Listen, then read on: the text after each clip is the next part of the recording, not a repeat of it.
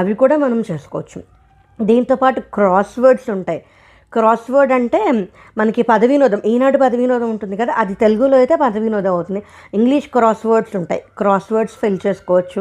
ఇదిగో ఇలాగ ఈ పజిల్స్ మనం సాల్వ్ చేసుకోవచ్చు. బ్రెయిన్ వీటా, ఈ రుబిక్స్ క్యూబ్స్, ఈ పజిల్స్ సాల్వ్ చేసుకోవచ్చు. చెస్ ఆడచ్చు. సూడోకో కూడా లాజికల్ బ్రెయిన్కి సంబంధించిన విషయమే.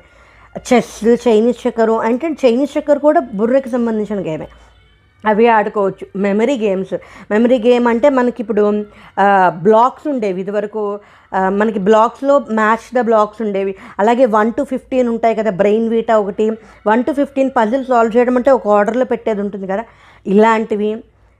ఇవన్నీ మనకి లాజికల్ బ్రెయిన్కి ఉపయోగపడతాయి. అలాగే కార్డ్ గేమ్స్ అంటే యూనో కార్డ్స్ కానీ, WWF. ఎంతమంది అయినా ఎవరైనా ఆడేవారా చిన్నప్పుడు WWF కార్డ్స్ తోటి? నేను మా తమ్ముడు ఆడుకునేవాళ్ళం.